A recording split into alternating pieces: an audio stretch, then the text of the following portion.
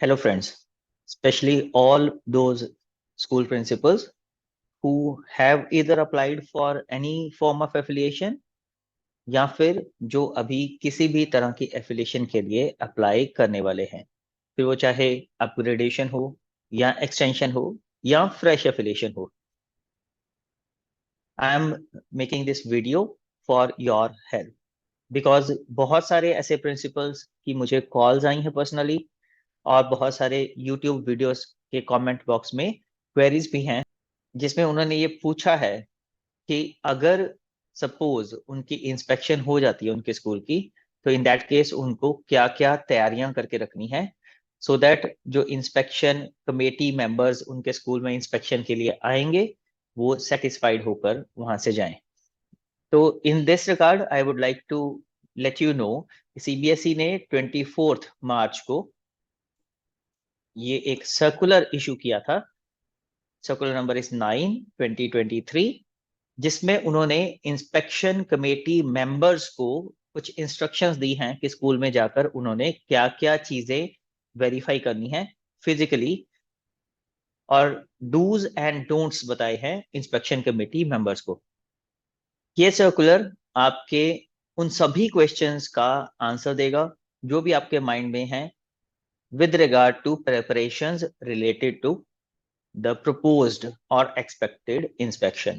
तो इस सर्कुलर को आप खुद भी रीड कर सकते हैं या फिर आप बने रहिए मेरे साथ एंड तक, इस वीडियो के एंड तक, ताकि जो भी चीजें मैं एक्सप्लेन करूं बेस्ड अपॉन दिस सर्कुलर आप उन्हें अच्छे से समझ सकें और अपने स्कूल में इंप्लीमेंट कर पाएं before the inspection committee members visit your school for a formal inspection.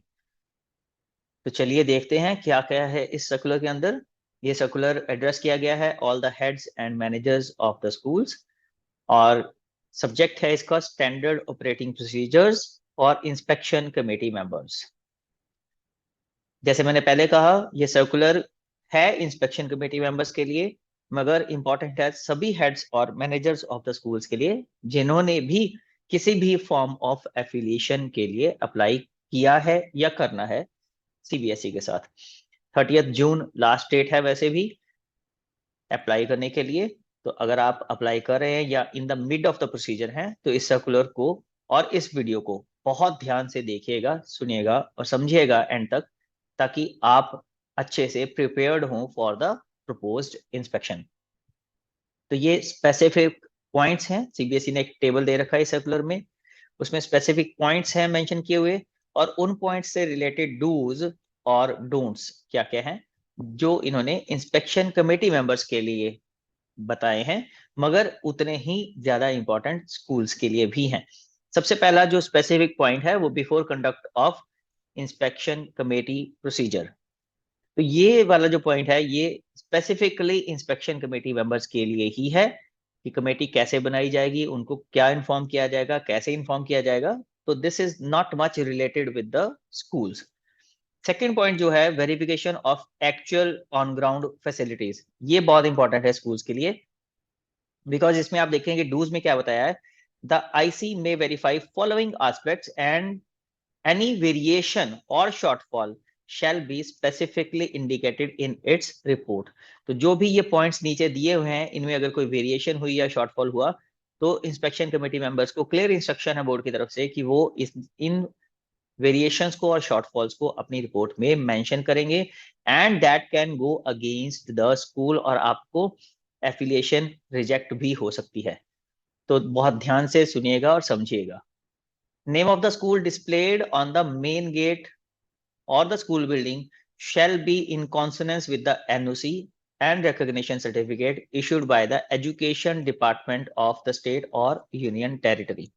जो भी नाम आपके स्कूल के मेन गेट पर लिखा है या बिल्डिंग पर लिखा है या कहीं भी लिखा हुआ है स्कूल से रिलेटेड इंफ्रास्ट्रक्चर पे, वो नेम सेम होना चाहिए जैसा आपके एनओसी और रिकॉग्निशन सर्टिफिकेट आरटी वाले सर्टिफिकेट के ऊपर है जो आपको एजुकेशन डिपार्टमेंट ने दिया है। नाम में वेरिएशन नहीं चलेगी, एक्सेप्ट नहीं होगी। Location and address of the school should be as per the address mentioned in the NOC and recognition certificate। Same चीज, जैसे नाम में वेरिएशन नहीं चलेगी वैसे ही लोकेशन और एड्रेस में भी वेरिएशन नहीं चलेगी। ये नहीं हो सकता कि आपने एनओसी और रिकॉग्निशन सर्टिफिकेट में एड्रेस कुछ और मेंशन कर रखा हो मगर आपका एक्चुअल एड्रेस कुछ और हो। सीबीएसई ने इंस्पेक्शन कमेटी मेंबर्स को यहां तक परमिशन दे दी है कि वो जियो टैग्ड गूगल मैप की भी हेल्प ले सकते हैं to ascertain the exact location of the school. तो आप इसमें फेक मत कीजिएगा, ना ही कर पाएंगे। लैंड डॉक्यूमेंट्स बहुत इंपॉर्टेंट है ये। Original land documents of the school shall be verified and the address in the land documents shall be matched with the address of school mentioned in the NOC and recognition certificate।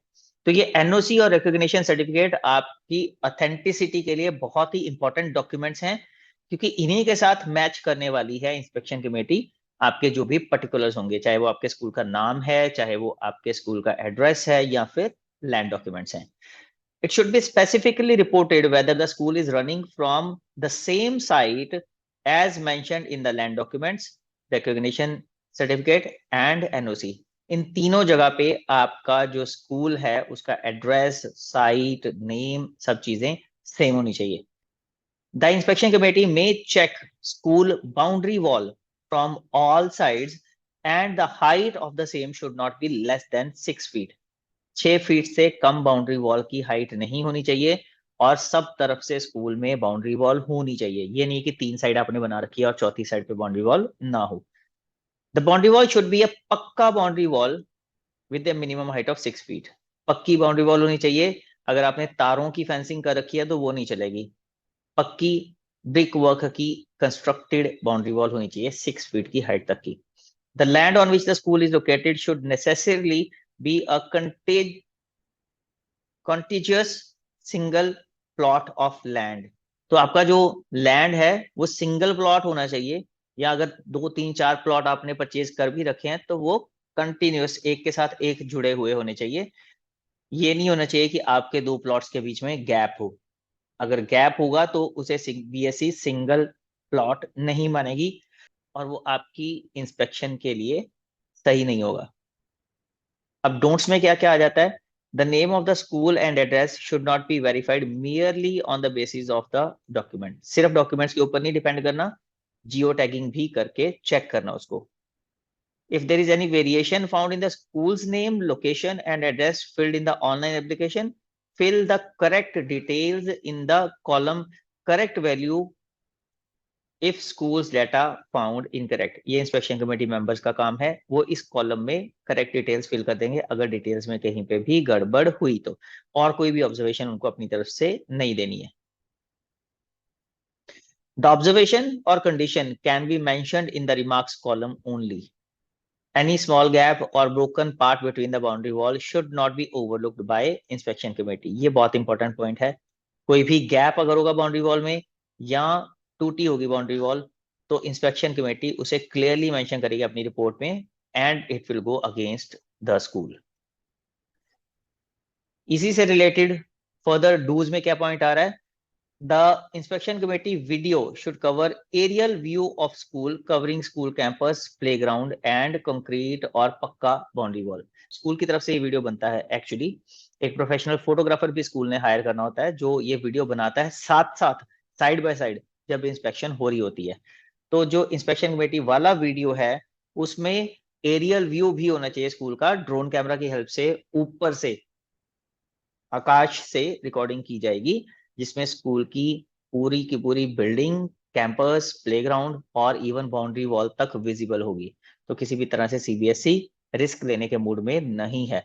तो boundary wall और building up to the mark होनी चाहिए। Inspection committee में verify that no other institution apart from the school is running और operating in the claimed land. कोई भी और other institution एक ही लैंड पर नहीं होनी चाहिए। एक ही लैंड पर 2 अलग अलग इंस्टीट्यूशंस नहीं होनी चाहिए। जो सीबीएसई स्कूल एफिलिएशन के लिए अप्लाई कर रहा है, सेम लैंड के ऊपर सिर्फ वही सीबीएसई स्कूल एग्जिस्ट करता हो, कोई और ये ना हो कि मॉर्निंग में वो स्कूल एग्जिस्ट कर रहा है और इवनिंग में कुछ और बिजनेस वहां पे चल रहा है। तो एक ही काम एक जगह पे होना चाहिए। Parking area and other open area including assembly area, ये भी चेक करना है। इंस्पेक्शन कमेटी को inspection committee must check if any public road or canal or thoroughfare or HTA line etc. passing through the land. ये specifically mention करना है inspection committee को अपनी रिपोर्ट में, बिकॉज अगर कोई रोड पास कर रहा है लैंड के बीच में से, कोई कैनाल पास कर रही है, कोई आम रास्ता है लोगों का, थ्रूफेयर है, या कोई हाई टेंशन लाइन है, तो ये सारी चीजें ऑब्जेक्शनेबल हैं सीबीएसई की तरफ से, एफिलिएशन मिलने में रुकावट डालेंगी। आपको इन चीजों का ध्यान रखना है। नेक्स्ट पॉइंट है verification of school infrastructure. Infrastructure में इंस्पेक्शन कमेटी को क्या क्या वेरीफाई करना है, ये एफिलिएशन बायलॉज का चैप्टर 4 है, इसके हिसाब से उन्हें वेरीफाई करना है। क्या क्या चीजें, all the classrooms should be minimum size of 500 square feet. 500 square feet का मिनिमम साइज होना चाहिए सभी क्लासरूम्स का।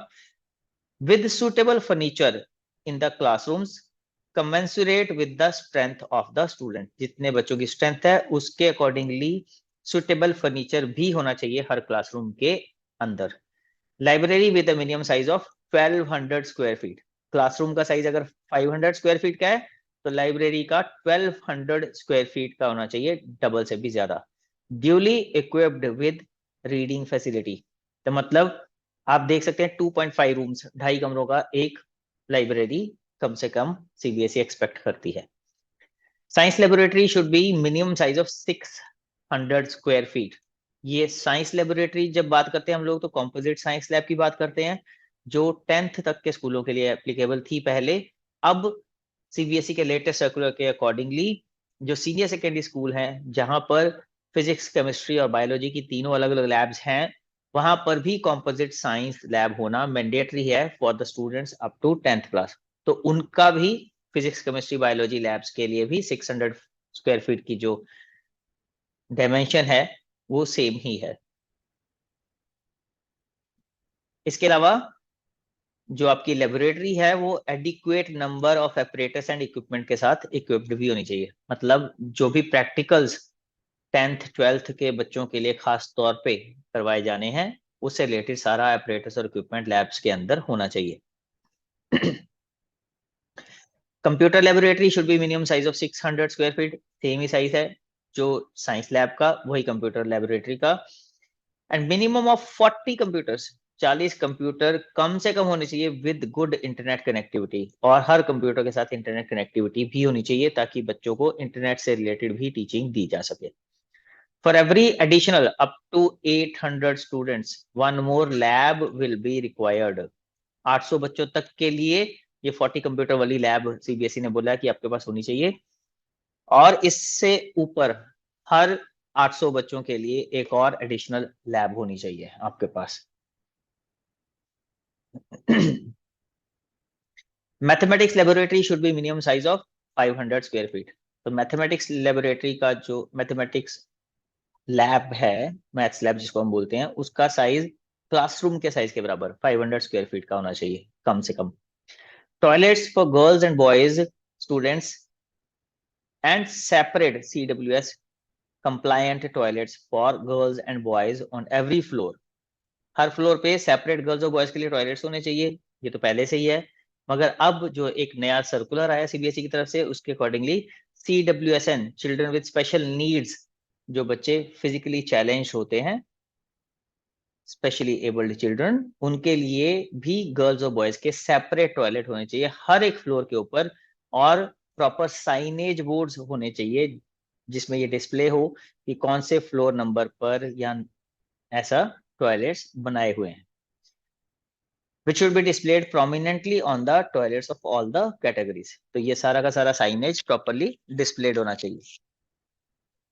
Adequate drinking water arrangements and proper installation of fire safety equipment। Drinking water साफ सुथरा हो उसके लिए अरेंजमेंट पूरे होने चाहिए, और फायर सेफ्टी इक्विपमेंट पूरे सिलेंडर्स वगैरह जहां पे भी एप्लीकेबल हैं, जिस टाइप का सिलेंडर, फायर सेफ्टी के सिलेंडर्स। अगर आप ये जानना चाहते हैं कि कौन कौन से टाइप के फायर सेफ्टी सिलेंडर्स स्कूल्स में रिक्वायर्ड हैं, तो एक वीडियो ऑलरेडी मेरे यूट्यूब चैनल पर मैंने बना रखा है फायर सेफ्टी की वर्कशॉप से रिलेटेड, उसमें आप देख सकते हैं। उसका लिंक मैं कोशिश करूंगा ये वीडियो के डिस्क्रिप्शन में डाल दूंगा, आप वहां जाकर भी वो लिंक देख सकते हैं।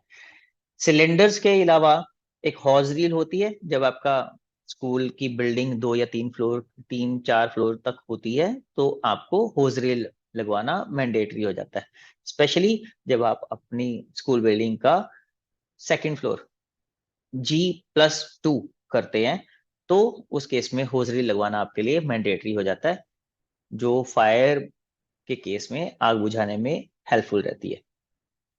तो ये सारा का सारा इक्विपमेंट होना चाहिए फायर सेफ्टी का, ये भी इंस्पेक्शन कमेटी चेक करेगी। Shall check the proper facilities for CWSN as per provisions laid down in RPWD Act 2016, such as ramps on the ground floor and in toilets at entry or exit points for wheelchair users and ramps or elevators or lifts to access the upper floors. ये latest development है जिसके बारे में CBSE बहुत सख्त रहने वाला है। पहले क्या होता था, सिर्फ ग्राउंड फ्लोर पे रैंप एक कंपलसरी था, फर्स्ट सेकंड फ्लोर पे अगर रैंप ना भी हो तो भी चल जाता था, मगर अब ये बिल्कुल भी नहीं चलेगा। सीबीएसई ने क्लियरली मेंशन किया है अपने लेटेस्ट सर्कुलर में कि हर फ्लोर रैंप से या फिर लिफ्ट से कनेक्टेड होना चाहिए। रैंप, एलिवेटर, लिफ्ट, इन तीनों में से कुछ भी एक चीज हर फ्लोर को कनेक्ट करती होनी चाहिए, ताकि जो बच्चे व्हील चेयर यूज करते हैं उनको आराम से हर फ्लोर की इजी एक्सेस मिल जाए। और सेम विद द वॉशरूम्स या टॉयलेट्स की भी उनको इजी एक्सेस मिल जाए, इसलिए वहां पे भी रैंप होना जरूरी है। Other rooms for indoor games facilities, activity rooms and wellness room, ये रूम्स भी स्कूल के अंदर होने चाहिए, इसको भी इंस्पेक्शन कमेटी चेक करेगी, तो आपको ये रूम्स भी बनाने हैं और दिखाने हैं। Faculty interaction, classroom interaction shall be there. Inspection committee members को टीचर्स के साथ भी इंटरेक्ट करना है और क्लासेस के अंदर जाके बच्चों के साथ भी इंटरेक्ट करना है, उसका भी वीडियोग्राफी होती है। तो ये भी आपने इंश्योर करना है कि आपके बच्चे और टीचर्स प्रॉपरली इक्विप्ड हों with all the possible answers to the questions which the inspection committee members may ask them. It should be checked that approach to CWSN toilets is barrier free. किसी तरह का barrier या कोई रुकावट ना हो children with special needs के toilets को एक्सेस करने के लिए, बैरियर फ्री अप्रोच हो वहां पे। It should be ensured that CWSN toilet cubicle has enough space for negotiating wheelchair. मतलब उस टॉयलेट का थोड़ा सा बाकी नॉर्मल टॉयलेट से बड़ा होना जरूरी है, क्योंकि बच्चा एक्सपेक्टेड है कि व्हील चेयर में टॉयलेट के अंदर जाएगा, तो व्हील चेयर छोड़ के जब वो टॉयलेट यूज करेगा, व्हील चेयर ऑब्वियसली टॉयलेट के अंदर ही रहेगी और उसको अंदर टॉयलेट के अंदर व्हील चेयर को घुमाना भी है। तो इसके लिए means negotiating the wheel chair के लिए इनफ स्पेस होना जरूरी है सीडब्ल्यूएसएन टॉयलेट्स के अंदर। There should be proper CWSN compliant infrastructure present inside the toilets as per guidelines issued by board via circular number 5/2023 dated 6th March 23। तो ये circular आप पढ़ सकते हैं, सीबीएसई वेबसाइट पर अवेलेबल है, ये इसका लिंक भी दे रखा है। इस सर्कुलर में CWSN स्टूडेंट्स जो हैं उनके लिए क्या क्या कंप्लायंट इंफ्रास्ट्रक्चर होना चाहिए, हर एक चीज डिटेल में मेंशन कर रखी है।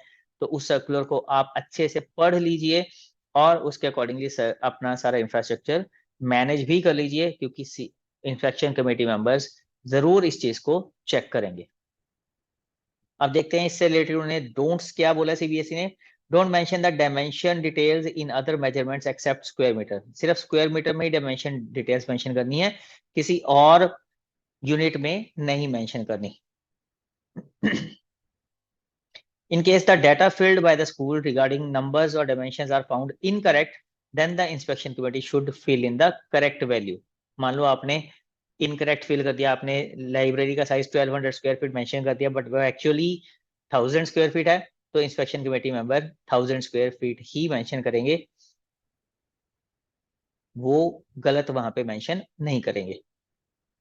रैंप और lifts and toilets for CWSN should not be checked casually. बिल्कुल भी कैजुअल अप्रोच सीबीएसई टॉलरेट नहीं करेगा जहां पे रैंप और लिफ्ट की बात है। इसीलिए मैं बोल रहा हूँ, जिन स्कूल्स ने भी अप्लाई किया है किसी भी तरह की एफिलिएशन के लिए या अप्लाई करने वाले हैं, उनके लिए स्कूल के अंदर सभी फ्लोर को जोड़ता हुआ रैंप या लिफ्ट होना बहुत जरूरी है। अगर अभी तक नहीं है तो प्लीज बनवा लीजिए, बिकॉज इसमें सीबीएसई कोई भी ढील नहीं देगी।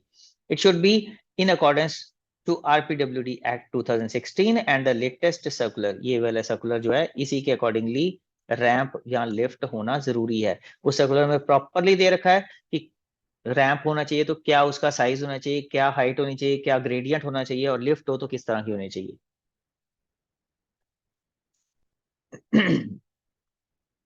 नेक्स्ट पॉइंट आ जाता है वेरिफिकेशन ऑफ अपलोडेड डॉक्यूमेंट्स। जो भी डॉक्यूमेंट्स अपलोड किए हैं उनको भी सीबीएसई की इंस्पेक्शन कमेटी जो है वो फिजिकली वेरीफाई करेगी। इनमें कौन कौन से डॉक्यूमेंट्स आ रहे हैं? नो ऑब्जेक्शन सर्टिफिकेट, एनओसी, ये जरूरी है, होनी चाहिए। कुछ स्कूल्स ऐसे हैं 2014 में जिनको सीबीएसई ने रिलैक्सेशन दिया था एनओसी के लिए, उनके पास एनओसी नहीं है। और अगर मैं पंजाब की बात करूं तो हाई कोर्ट में वो स्कूल्स केस जीत भी चुके हैं कि अब उन्हें एनओसी दिखाने की जरूरत नहीं है। मगर ये हर स्टेट में ऐसा नहीं है, बाकी स्टेट्स में एनओसी आज भी एप्लीकेबल होगी। जहां जहां भी एप्लीकेबल होगी वहां पे एनओसी दिखाना जरूरी है। रिकग्निशन सर्टिफिकेट, ये जो आरटीई वाला सर्टिफिकेट आपको मिलता है वो रिकग्निशन सर्टिफिकेट है। 8th तक के लिए ये एप्लीकेबल होता है, मगर आपके पास होना चाहिए। Must be from concerned state education department as per extent rules and provisions contained in RTE act 2009। Land certificate होना आपके पास जरूरी है, इसे इंस्पेक्शन कमेटी वेरीफाई करेगी। Should be issued by appropriate land authority as per the format. Appendix 10 है in the circular number 1222। ये circular देख लीजिएगा, 2022 का 12वां सर्कुलर है। उसके अपेंडिक्स 10 में लैंड सर्टिफिकेट दे रखा है, कौन सी अथॉरिटी से होना चाहिए वो बता रखा है, तो आप उसके अकॉर्डिंगली अरेंज कर लीजिए। Inspection committee must check the following details in the land certificate. क्या क्या चेक करना उन्हें? डेट ऑफ इशू, कब लैंड सर्टिफिकेट इशू हुआ था, term of ownership and land title in case of lease या पीरियड ऑफ लीज। ओनरशिप है तो टर्म्स ऑफ ओनरशिप, और अगर लीज पर है तो लैंड टाइटल क्या है। Compactness of the plot, plot एक ही है, मल्टीपल प्लॉट्स नहीं होने चाहिए, डिस्टेंस नहीं होना चाहिए दो प्लॉट्स के बीच में। Seal and signature of the issuing authority, issuing authority कौन है और उसने सील एंड सिग्नेचर कर सकते हैं या नहीं। इन केस ऑफ लीज या सब डीड, सब लीज, द लीज डीड, सब lease of the land should be duly registered before the concerned registration authority of the state and should be for minimum effective term of 15 years। कम से कम 15 साल की lease deed होनी चाहिए जो concerned registration authority of the state के द्वारा issue होनी चाहिए। And lease document should be valid by more than 5 years on the date of final submission of application। ये नहीं कि आपने आज ही लीज डॉक्यूमेंट बनाया और कल आप एप्लीकेशन के लिए अप्लाई कर दें। कम से कम 5 साल से ज्यादा उसको वैलिड प्रूव हुए हो गए होने चाहिए। Should be valid by more than 5 years on the date of final submission of application। Inspection committee may ensure that details given in the land certificate and land document should be matched। Building safety certificate, ये next document है जो बहुत mandatory है। Suggested format दिया हुआ है appendix 11 में, circular number वही है 12/2022। इसके अकॉर्डिंगली बिल्डिंग सर्टिफिकेट बनवा कर आपने इश्यू करवाना है by not less than assistant engineer from the government department. And इसकी वैलिडिटी भी होनी चाहिए जब आप एप्लीकेशन के लिए अप्लाई कर रहे हैं, जब उस सेशन के लिए, पूरे सेशन के लिए, कम से कम जिस सेशन के लिए आपने अप्लाई किया है, ये जो बिल्डिंग सेफ्टी सर्टिफिकेट है वैलिड होना चाहिए। सपोज आपने 2024-25 के लिए अप्लाई किया है, इस जून 23 तक जो लोग अप्लाई कर रहे हैं वो इसी सेशन के लिए अप्लाई कर रहे हैं, कमिंग सेशन के लिए, तो जो आपका बिल्डिंग सेफ्टी सर्टिफिकेट है उसकी वैलिडिटी 1 अप्रैल 23 से लेके 31 मार्च 24 तक मिनिमम होनी चाहिए। फायर सेफ्टी सर्टिफिकेट, ये नेक्स्ट इंपॉर्टेंट डॉक्यूमेंट है जो स्कूल को प्रोवाइड करवाना है इंस्पेक्शन कमेटी को। इसके लिए भी अपेंडिक्स 11 में सैंपल दे रखा है। Should be issued bye competent authority of the government fire department, और इसकी वैलिडिटी भी कम से कम 1 साल की होनी चाहिए। Safe drinking water and sanitary condition certificate, ये दोनों चीजें एक ही सर्टिफिकेट में मेंशन होती हैं। वाटर जो है वो ड्रिंकिंग के लिए सेफ है कि नहीं, और सैनिटरी कंडीशन स्कूल्स की जो है वो अच्छी हैं कि नहीं, हाइजीनिक है या नहीं। इसका फॉर्मेट अपेंडिक्स 13 में दे रखा है सेम सर्कुलर की। And it should be issued by the competent authority of government या department and check for its validity. एक कम से कम एक सेशन के लिए वैलिड होना चाहिए। ये इंस्पेक्शन कमेटी चेक करने वाली है। Society registration certificate and trust deed और ट्रस्ट डीड, ये भी बहुत इंपॉर्टेंट डॉक्यूमेंट है। सोसाइटी का रजिस्ट्रेशन का सर्टिफिकेट या फिर ट्रस्ट की deed. May check the name and address of the society, trust or company which is running the school given in the application form,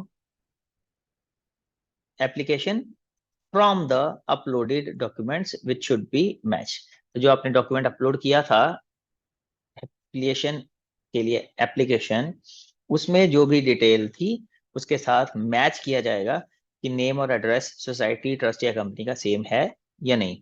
must check the back to back pages of company complete trust deed. सारे के सारे pages properly check करने हैं, उन्हें अच्छे से पढ़ना है इंस्पेक्शन कमेटी मेंबर्स ने। Validity of societies registration certificate, अगर सोसाइटी रजिस्ट्रेशन सर्टिफिकेट है तो वो वैलिड है या नहीं है, तो कब तक है। System generated self certification uploaded bye the school along with its application for affiliation. तो ये वाला सर्टिफिकेट भी चेक होगा। ये जब आप अप्लाई करते हैं एफिलिएशन एक्सटेंशन के लिए ऑनलाइन सरस पोर्टल पर, तब ये सर्टिफिकेट जनरेट होता है। पहले डीयू से एक ऑथराइजेशन लेटर लेना पड़ता था, एक सर्टिफिकेट लेना पड़ता था। अब सीबीएसई ने वो ऑप्शनल कर दिया है, उसकी जगह पर सेल्फ सर्टिफिकेशन भी स्कूल्स ले सकते हैं सरस पोर्टल से ही। Must check the physical copy of the state sale, gift और lease etcetera deed of the land documents. Sale अगर आपने खरीदी है लैंड, या आपको गिफ्ट में मिली है या लीज पे ली है, तो उसकी फिजिकल कॉपीज चेक होंगी सभी डॉक्यूमेंट्स की। स्पेशल पॉइंट्स फॉर वेरिफिकेशन, ये लास्ट पेज है इस सर्कुलर का। इसमें स्पेशल पॉइंट्स दे रखे हैं इंस्पेक्शन कमेटी मेंबर्स के लिए। CBSE says they may check schools website inspect of the following. Website बहुत इंपॉर्टेंट है एफिलिएशन के लिहाज से। बहुत से स्कूल्स टेम्परेरी वेबसाइट्स बना लेते हैं या स्टैटिक वेबसाइट्स बना लेते हैं जो फंक्शनल नहीं होती हैं, चेंजेबल, अपडेटेबल, अपग्रेडेबल नहीं होती हैं। ऐसी वेबसाइट्स को रिजेक्ट कर दिया जाएगा। आपकी जो वेबसाइट है वो डायनेमिक होनी चाहिए, उसमें अपग्रेडेशन मॉडिफिकेशन पॉसिबल होनी चाहिए, चेंजेस पॉसिबल होने चाहिए। और वेबसाइट में क्या क्या चीजें जरूरी हैं। मैंडेटरी पब्लिक डिस्क्लोजर, ये सर्कुलर के थ्रू सीबीएसई ने अप्लाई किया था। जब से सरस पोर्टल आया है तब से मैंडेटरी पब्लिक डिस्क्लोजर्स मैंडेटरी हैं as per appendix 9 of the affiliation by laws. उसमें है क्या क्या, ऑलमोस्ट ये सारे जितने भी सर्टिफिकेट्स ऊपर एक्सप्लेन किए हैं, ये सारे के सारे सर्टिफिकेट मैंडेटरी पब्लिक डिस्क्लोजर में आते हैं, जिनको वेबसाइट के ऊपर अपलोड करना जरूरी है। डोंट्स जो है ना, उस पर मैं ज्यादा ध्यान नहीं दे रहा हूँ इस सर्कुलर में, आप खुद पढ़ सकते हैं क्योंकि वो बेसिकली इंस्पेक्शन कमेटी मेंबर्स के लिए हैं, आपके लिए इतना इंपॉर्टेंट नहीं है। आपके लिए ये जो डूज वाला पार्ट है ये ज्यादा इंपॉर्टेंट है। तो let's continue. School website providing vital information regarding the school such as the details of infrastructure, academic calendar of the school managing committee information, etc. तो जो भी इंपॉर्टेंट इंफॉर्मेशन है फॉर द स्टेक होल्डर्स यानी कि आपके school के बच्चों के पेरेंट्स या कोई भी डिपार्टमेंट्स, उनके लिहाज से जो भी इंपॉर्टेंट इंफॉर्मेशन है सच एज इंफ्रास्ट्रक्चर की पूरी details, academic calendar of the school और स्कूल मैनेजिंग कमेटी की डिटेल्स, ये सब कुछ वेबसाइट के ऊपर होना चाहिए।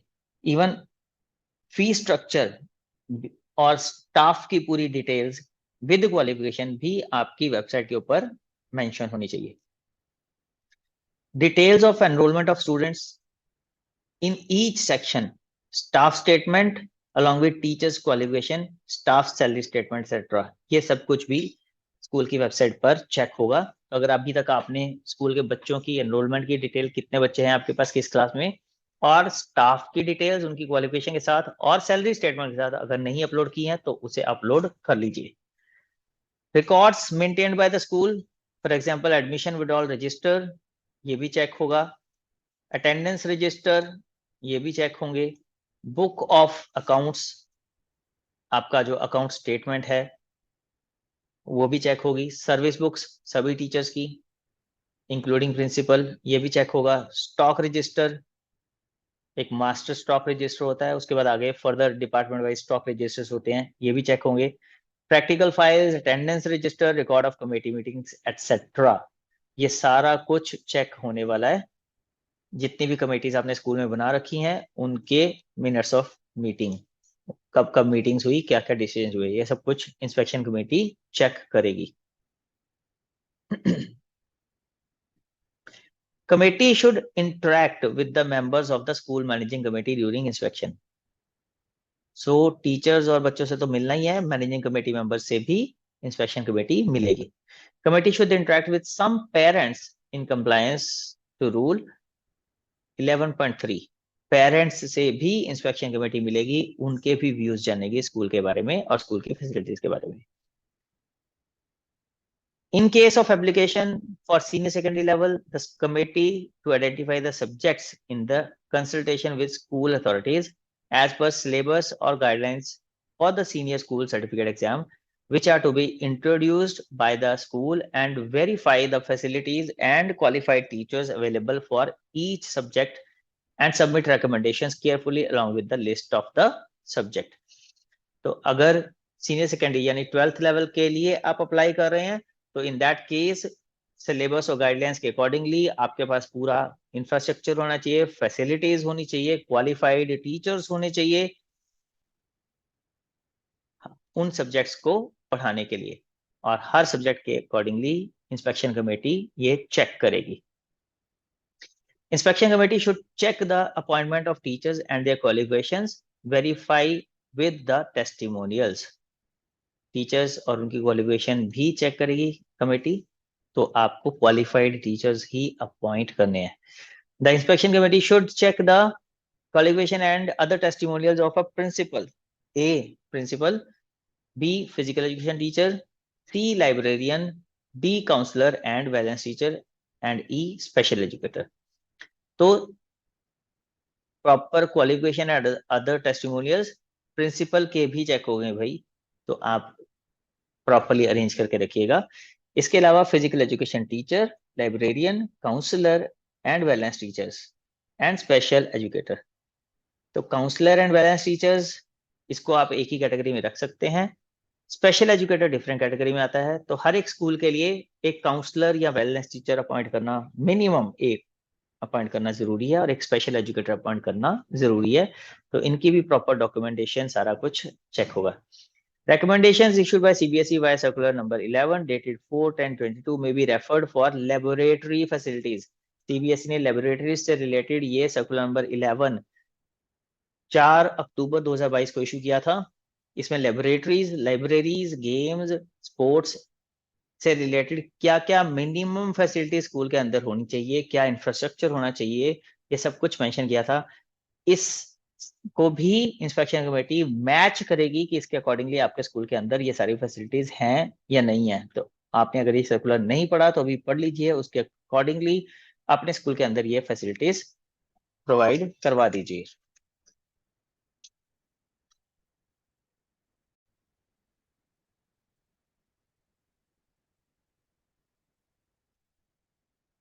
ये सारी की सारी फैसिलिटीज उस सर्कुलर के अकॉर्डिंगली आपके स्कूल में होना जरूरी है, अगर नहीं है तो अवेलेबल कर लीजिए, बिकॉज इन्हें इंस्पेक्शन कमेटी जरूर चेक करेगी।